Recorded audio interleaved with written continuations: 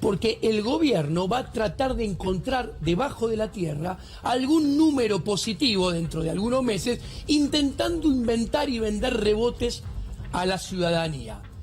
Si esto se cumple, repito, yo estoy trayendo un libro al cual no adhiero, pero sí adhiere esta política económica. Si esto se cumple, a final de año del 2025, si todo sale más o menos bien, igual la producción va a ser más baja que lo que fue la producción en el pico del 2023 y bastante más baja que en el pico del 2022.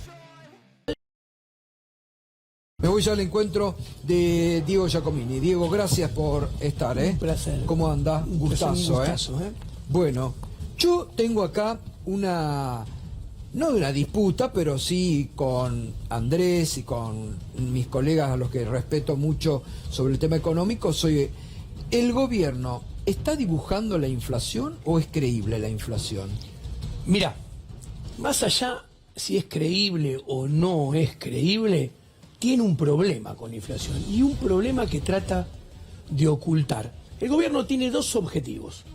Uno de corto y mediano plazo, con el cual tiene un problema, y ese objetivo de corto y mediano plazo es bajar en forma sistemática y permanentemente la inflación. ¿Cuál es el gran problema que tiene? Por un lado, el programa monetario que aplica, que es de la Escuela de Chicago, una mezcolanza mal hecha de la Escuela de Chicago, que logra bajar la inflación muy poco y lento, con tres numeritos, sin ser técnico, porque lo puedo mostrar técnicamente, pero a la audiencia le es más fácil de esta manera. Mira, en el primer trimestre del 2024, sí, la inflación promedio mensual, o sea, la promedio de enero, febrero y marzo, es 14.9. La promedio mensual del último trimestre del 2023 es 15.5. O sea, cuando saco el promedio de octubre, noviembre y diciembre, es 15.5. Solamente 0.6 superior. Cuando miro la del último mes, que tanto festejan, 11.0%, es un punto porcentual menor solamente al promedio de los últimos dos meses, que es 12. Te cuento, esta inflación promedio mensual de los últimos 2 meses, que es 12, es la misma que la inflación promedio mensual de los últimos 12 meses, que también es 12, que anualizada es 295%. O sea, la inflación promedio de marzo, que dio 11, y el mes anterior, que dio 13, es el mismo numerito que la que hubo en los últimos 12 meses, que anualizada de 2,95. Y acá viene el dato más terrible. Si lo comparamos contra un plan económico que tiene como primero y antes que nada bajar la inflación en el corto plazo, como la convertibilidad, que era su objetivo de corto plazo, te cuento, en febrero del 91 la inflación era 27%. Cavallo en marzo anuncia la convertibilidad, baja 11%, y a esta altura del partido, o sea, 4 meses después, la inflación era 3.1% mensual. Y el mes anterior había sido, el tercer mes, no el cuarto, 2.8%. ¿Qué te quiero decir? Con un plan económico consistente, bien armado, que tenía mucho más otros ingredientes, no importa cómo terminó, estoy hablando del comienzo, que su objetivo era bajar la inflación. La inflación era un cuarto de lo que nos quieren hacer festejar. ¿Y cuál es el problema? Me estás diciendo, Diego, que este plan no es consistente, no es sólido y no va en el tiempo a prosperar. Exactamente. A ver, por un lado, monetariamente, repito, es una mezcolanza de la Escuela de Chicago, pero mal hecha. ¿Por qué? Porque la Escuela de Chicago recomienda nunca jamás hagas política monetaria discrecional. ¿Qué quiere decir? Que el ministro de Economía o su socio, el presidente del Banco Central, mañana, pasado, dentro de 2 meses, 3, pueden tomar la medida que quieran. Ellos dicen, cuando haces política de esa manera, la inflación va a bajar lento, poco, y si seguís haciendo esto, tarde o temprano, lo más probable que suceda es que se aborte la desinflación. Y ahora, ¿cuál es el problema? Que los resultados también importan. Si vos bajás la inflación rápido y fuerte, ganás reputación y credibilidad. La gente te cree, se convence que la inflación va a bajar y hay más chances que termine bajando. Ahora, si pasa lo que sucede ahora, que la inflación baja poco y lento, por más que quieran vender que es fabuloso, eso mina la reputación y erosiona la credibilidad, porque él dijo, el presidente, que era el único que sabía cómo y que podía bajar la inflación, que era el único que le importaba. Entonces, si la bajás muy lentamente y de a poquito, su reputación y su credibilidad se va a minar. Porque además no hay una relación entre el brutal ajuste, veíamos, que está sufriendo la población, sobre todo la clase media y los sectores más, con los beneficios de una baja de inflación que no se está dando. Bueno, ahí está. ¿Por qué está mal hecho el plan económico? Porque la Escuela de Chicago recomienda que si vos querés apuntalar, lo voy a decir sencillo, complementar el programa desinflacionario enfriando la economía, eso te puede ayudar. Pero no puede ser el principal ingrediente. El principal ingrediente tiene que ser monetario. Ahora, ¿cuál es el tema? Vayamos a los números. Hay un puente, o pretenden construir un puente. Yo dije, el objetivo de corto y mediano plazo es bajar la inflación en forma sostenida y permanente. Y si lo logran, eso construye el empalme, según su visión, de pasar al objetivo de mediano y largo plazo, que es rebotar en forma de V y crecer de una vez en serio, fuerte, porque también lo repitió. Él vivió diciendo que era especialista en crecimiento con dinero y sin dinero, que sabía cómo hacerlo. Bueno, pero el Banco Mundial acaba de decir la semana pasada, va a ser el único país con Haití de la región que va a tener 2, negativo, no va a tener crecimiento la economía argentina este año. Bueno, yo creo que va a ser superior. Vayamos a unos números. Cuando yo miro la construcción y comparo el desestacionalizado del último número del ISAC del INDEC, que es febrero contra noviembre, cae menos 34%. Cuando yo comparo el índice Construya, que es la construcción de obra privada, no tiene obra pública, en el interanual de marzo cae 40% y cae también 30 y moneditas en los primeros 3 meses del año en el acumulado. Cuando yo miro la industria en los primeros 2 meses del año está cayendo al 12% acumulado y en los 3 meses de diciembre a febrero está cayendo menos 23%. Tremendo. Las ventas de CAME, que las traigo porque las he mencionado, de ventas de comercios al público, no shopping, a la calle, están cayendo 23%. La producción industrial PYME está cayendo 30%. ¿Por qué traigo estos números? Porque hay un gran desplome del nivel de actividad. Es la primera vez que pasa.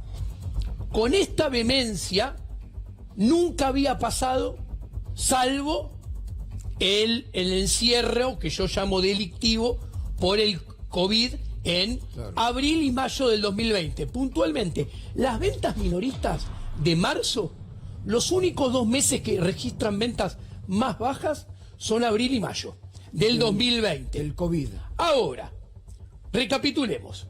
A ver, en el 2012 tuviste, en el 2014 tuviste salto inflacionario, devaluación y caída del nivel de actividad. En el 2016 tuviste salto inflacionario, devaluación y caída del nivel de actividad. En el 2018-2019 también tuviste salto del dólar, salto inflacionario y caída del nivel de actividad. Vos tuviste en el 2013, en el 2015, en el 2017 y en el 2021-2022 rebotes que pueden ser con forma de V. Claro. Se pueden ser llamados con forma de V. Yo sé que el presidente, Javier, aspira a otra cosa. ¿Por qué? Porque ¿cuál fue la característica de esos rebotes?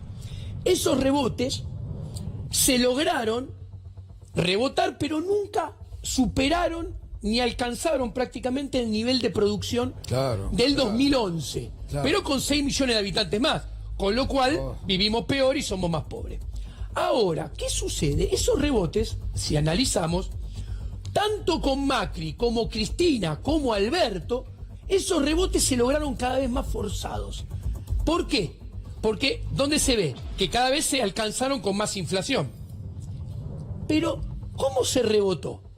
De la mano del gasto público. O sea, ¿qué pasaba? Cuando había ajuste fiscal, que hizo Massa hizo ajuste fiscal, Macri hizo ajuste fiscal, en la última parte de Cristina hubo ajuste fiscal, eso caía al nivel de actividad. Para rebotar, le volvieron a dar rosca al gasto público. Entonces, ¿qué sucede? Al menos, si no cambia de parecer, sabemos que no está en el menú de opciones de política económica de Javier Milei. Javier Milei no va a aumentar el gasto público para que rebote la economía. Entonces, ¿cuál es el problema? Que él depende de la inversión privada. Que no está llegando. Ahí va. No hay. Claro, no hay él para en este rebotar, momento. y más aún para después crecer en serio y pasar el techo del 2011, necesita inversión privada. ¿Cuál es el punto? Cuando yo voy a los primeros 3 meses de Javier Milei, la inversión privada en términos de la formación bruta de capital, me corrijo, en términos del PBI, es casi la más baja de los últimos 15 años. El promedio de sus primeros 3 meses es 14.6 del PBI. A ver, Alberto tuvo 17.1, Macri en la primera mitad tuvo 17, pero en la segunda mitad se cayó a 12 y quedó en 14. Cristina en el segundo mandato tuvo 16 y en el primero tuvo 17. Todos estos niveles es destrucción de capital. O sea, Argentina necesita tener 20, 21, 22 para crecer en serio. Además, lo que usted está marcando y que vemos todos los días, no solamente no hay inversión privada, sino que los niveles de la producción de la industria caen. Hoy la capacidad instalada está en el 50 y pico por ciento. Entonces, es decir, es un desastre. Perfecto. Entonces acá está la situación. ¿Me espera 2 minutos? Estamos justamente coincidiendo con el interés del gobernador de Córdoba y de toda la gente. ¿De qué depende la salida en forma de B? Depende de que haya Hoy inversión. no la ve usted. Ahí va. Hoy no la ve. Problema? No ve la salida en forma de B. Todas Nadie las la ve. variables. Zarzuela tampoco. Exacto. Todas las variables de las cuales depende que haya inversión juegan en contra. Primero y principal, cuanto más y más tiempo el plan económico no tenga cambios y siga siendo desahorrar a los argentinos, como expliqué a principio de enero, menos inversión va a haber. ¿Por qué? Porque la inversión se paga con ahorro. Si vos lo derrochás el ahorro para pagar gasto corriente, encima se lo haces escupir, o sea, lo haces gastar en algo que no estaba planeado gastarlo, menos después van a traer ahorro o blanquear. Primera variable en contra. Segunda variable en contra. Vos tenés una economía que, redondeando, cambia según sea el sector, está produciendo a la mitad de su capacidad productiva. Con lo cual, ¿para qué invertir si tenés máquinas apagadas y obreros cruzados de brazos que no hacen horas extras o están suspendidos? 3. Utilización de la capacidad instalada. El último dato estaba en 54 en la industria. Ahora bien, ¿cuál es el problema? Que va a perforar el 50% en los próximos meses. ¿Para qué invertir si tengo la mitad parada? Construcción. El nivel de desplome total. El nivel de la construcción del 2024 lo determinan los permisos de metros cuadrados y de construcción del 2023. Cayeron en picada, con lo cual para la construcción este año está jugado, está muerto. O sea, tiene que pensar en el próximo campeonato. O sea, tiene que pensar si en la irse a la B. A ver, digo, si la construcción que dicen en la industria madre no se mueve, ¿Qué rebote la va a haber? construcción ¿Qué rebote va a haber? en las estadísticas es casi la mitad de la inversión, tanto para el INDEC como para las mediciones privadas como de Orlando Ferreres. No termina ahí. Quinta variable, riesgo país. Festejan todos porque el riesgo país bajó de 2.300 a 1.200. ¡Viva! Perfecto. ¿Cuál es la lógica detrás? Baja el riesgo país, baja la tasa de interés, al cual descuento los proyectos de inversión, pasan a ser más rentables, lo explico muy sencillo, va a haber más inversión. Les comento, estamos años luz de los 500, 600 puntos que tenía Mauricio Macri en su primera mitad, que tuvo menos inversión que en otros momentos del tiempo.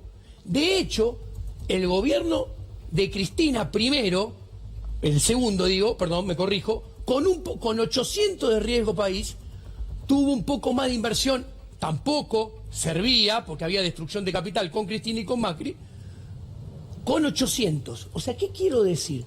Esa relación mecanicista de que porque baja riesgo país va a haber más inversión es errónea, porque la inversión depende de otros factores. Por ejemplo, políticos. Si se percibe al gobierno como muy endeble políticamente, menos inversión. Si se percibe que las reformas estructurales que no existen en serio, hay recortes, como dijo Melconian, basados en la motosierra, en la licuadora, en la bicicleta y el impuestazo, como dijo Melconian, no hay reformas estructurales. Si se percibe que eso no es sostenible, no va a haber inversión. Ahora, te voy a decir algo muy interesante y a la conclusión le va a interesar a la gente. Me puse a mirar un paper de dos autores, Cristina Romer y David Romer, que se llama el trabajo. ¿Por qué importa la política monetaria? Son dos autores de Chicago, a los cuales es una ideología, una escuela económica que yo no adhiero. Pero ¿por qué es importante tenerla en cuenta? Porque es la ideología con la cual está hecho el programa desinflacionario. ¿Qué hicieron en estos papers? Identificaron 6 programas desinflacionarios de Estados Unidos desde la Segunda Guerra Mundial para acá, diciendo que para calificar y ser uno de esos 6 tenían que suceder dos cosas. Uno, que el gobierno de Estados Unidos admitía que quería desplomar el nivel de actividad, el PBI, para que baje la inflación, y que el Banco Central de Estados Unidos, la Fed, lo dejaba por escrito y le hablaba al público diciendo que iba a hacer eso. Dos cosas que hizo este gobierno. ¿Qué hace el paper? Después de esos 6 eventos, estima por cuántos meses el nivel de actividad estuvo deprimido después de haber aplicado estos planes. ¿Cuántos meses? Bueno, en el promedio de los 6 trabajos, la producción industrial, 36 meses después, estaba menos 12% por debajo de lo que debería haber estado si no aplicaban el plan. Y la tasa de desempleo, 3 puntos porcentuales por encima de lo que hubiera estado si no hubieran aplicado el plan. Y lo peor, lo más difícil, estuvo alrededor de entre 1 año y medio y 2 años después. ¿Qué quiero decir? ¿Por qué cuento esto? Porque el gobierno va a tratar de encontrar debajo de la tierra algún número positivo dentro de algunos meses, intentando inventar y vender rebotes a la ciudadanía.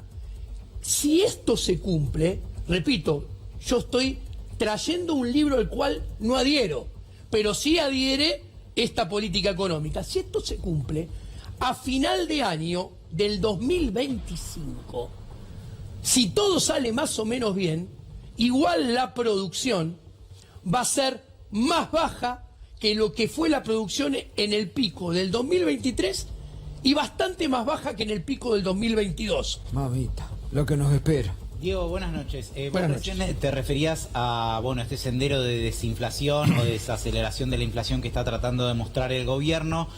Muchos que critican ese sendero de desaceleración de la inflación sostienen que está muy vinculado a un dólar que de alguna manera el gobierno ya va atrasando, ¿no?, en términos reales. ¿Vos cuánto crees que puede aguantar el gobierno con este tipo de cambio, con el tipo de cambio que tenemos hoy? Mirá, está más que claro para mí, me puedo equivocar, los economistas el timing es bola de cristal, no podemos saber por qué, porque son miles o cientos de miles de personas del lado del mercado del dólar, por ejemplo, entonces no sabemos cómo va a reaccionar. Pero yo creo que la inflación en dólares, que desde diciembre a marzo es 63%, y la de pesos, que es 91%, no le pueden quedar muchos más meses de vida a este programa monetario. En el segundo semestre, en algún momento esta política cambiaria va a ver su fin, ¿ok? Estirándola bastante en algún momento del segundo semestre. Ahora, lo que hay que tener bien en claro, que aún retrasando tanto el dólar, palabra que no suelo usar yo, pero la estoy trayendo porque la gente me la entiende, haciendo que el dólar tenga tanta inflación en el mercado doméstico, y que si en enero necesitábamos 100 dólares para comprar ahora y hoy necesitamos 160, aún con tanta inflación el dólar, la inflación baja lento y poco. ¿Esto qué refleja? Que así como está el programa monetario para bajar la inflación, tiene que tener significativos cambios, porque si no los tiene, más temprano o tarde, el proceso desinflacionario muy probablemente se corte, y en algún momento existe el riesgo que la inflación vuelva a subir, y el problema es que va a subir con un nivel de actividad muchísimo más destrozado. Claro, tremendo. Giacomini, usted fue uno de los primeros en decir que el gobierno estaba forzando a que los ahorristas individuales, a los pequeños ahorristas, escupieran sus dólares a la economía, se deshicieran de su dólar ahorro, por decirlo de alguna forma. ¿Hasta cuándo es eso? ¿Hasta que se quedan secos por completo? Bueno, esto es muy interesante. ¿Por qué hablan de forma de B? Porque vos tenés que vender que va a haber una salida en forma de B dentro de unos meses, porque cuando se empieza a salir, en teoría, dejás de escupir dólares. Entonces, tiene una fecha terminal. Ahora, si esto se desnuda, que no hay salida en forma de B, ¿qué va a pasar? Muchos empresarios pyme que están poniendo, ustedes saben muy bien que una pyme es una sociedad, y una cosa es el individuo dueño y otra cosa es la sociedad. El dueño de la pyme está escupiendo dólares para pagar gastos corrientes, pagar luz, gas y salarios, si tiene que producir en una industria. El día que se canse de hacer, porque lo hizo 4, 5, 6, 7 meses y perdió el ahorro de 4, 5, 6 años de su vida, ¿sabés qué hace? Concurso, manda a la quiebra a la sociedad, y ahí ¿quién empiezan a trabajar? Los abogados, los tribunales, con los trabajadores como principales damnificados. Diego. Y con los empresarios, claro, que van a tener que refundar más adelante la empresa. Diego, gracias como siempre. Un placer. Clarísimo. Esperemos ver cómo sigue, ¿no? Todo esto que nos está vendiendo el gobierno. Un gusto, ¿eh? Un placer. Gracias. Muy bien.